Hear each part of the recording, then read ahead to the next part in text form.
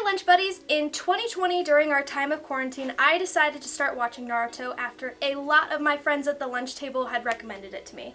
Now, as much as I enjoyed most of Naruto, there's been this constant pressure to skip right through Naruto and go on to Shippuden. So, for my present and future Lunch Buddies, I have decided to summarize the Cannon Naruto Arcs in less than 5 minutes, that way we can all skip right onto the good stuff without missing all the juicy backstory. So, let's get started.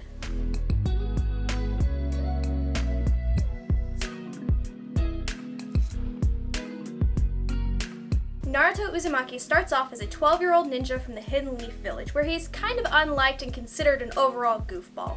When he is tricked into stealing a scroll from the village's current leader, also known as a Hokage, it is revealed that he is the host to the nine-tailed fox demon, which had devastated the village 12 years ago. Naruto makes friends with the Hokage's grandson, also known as Konohamaru, and I think he's important later on. After graduating the Ninja Academy, Naruto becomes a genin and joins Team 7 along with Sasuke Uchiha, the Edge Lord. Naruto doesn't like Sasuke because he's good at everything, cool, and has the eyes of pretty much all of the other genin in his class. Team 7 gets to meet their Jonin instructor, Kakashi Hatake, and while he appears to be super laid back, he's actually a badass. After Team 7 proves they have what it takes to work as a team, Kakashi agrees to train them, leaving them with the statement, "Those who abandon their friends are worse than scum."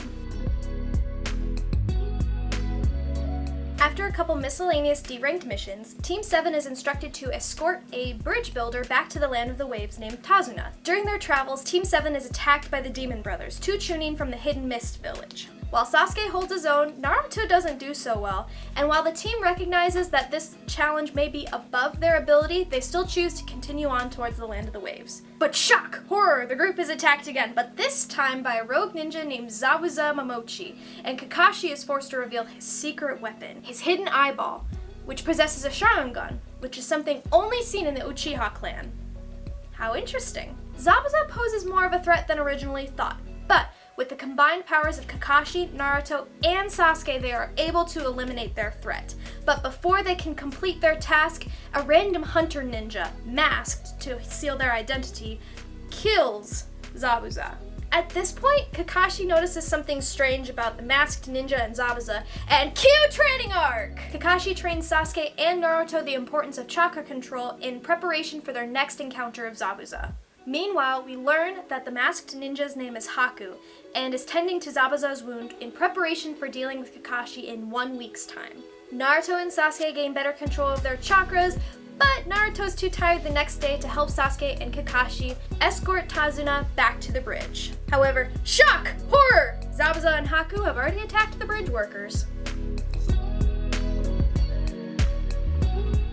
While Kakashi engages Zabuza, Sasuke tries to attack Haku with his newfound speed, but finds himself trapped within the masked ninja's crystal ice mirror technique. Naruto arrives on the scene to try and help Sasuke, but finds himself trapped as well. Kakashi realizes that Haku's ice-style Kikagenkai is a much bigger threat than he originally thought, and ends up getting a mean strike from Zabuza while he tries to protect the bridge builder.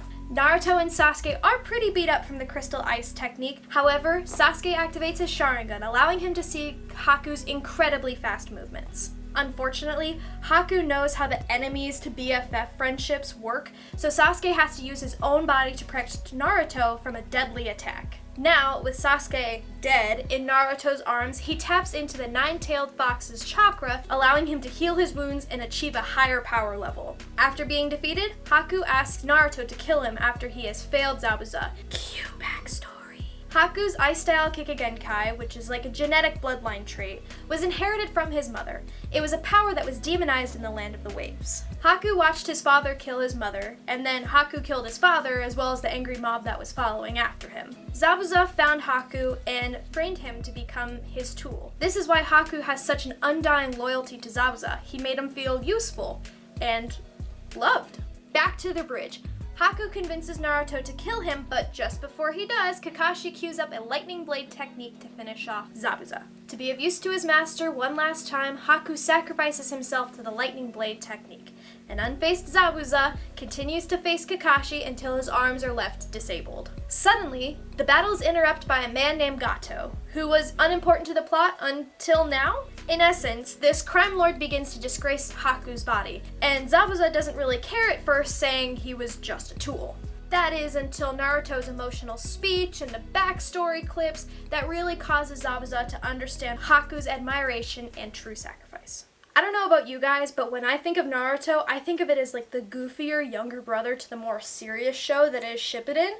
But in moments like these, I started getting like these weird like water droplets around my eyes, and like my heart started to hurt a little bit, and then I realized it was feelings, and I didn't expect that from this show. How dare you? Zabuza completes his redemption arc by defeating the crime lord and his crew. Remember, his arms are disabled, so he does this entire thing with just a kunai in his mouth, which was pretty badass. When the rest of the crime lord's men retreat, we discover that Sasuke was not dead. In fact, he had a well-sturdy supply of plot armor. Zabuza and Haku are buried together, and the bridge that we have been on for 6 or 7 episodes is named the Great Naruto Bridge, as Naruto had given confidence to one of the kids in the village, and I don't know.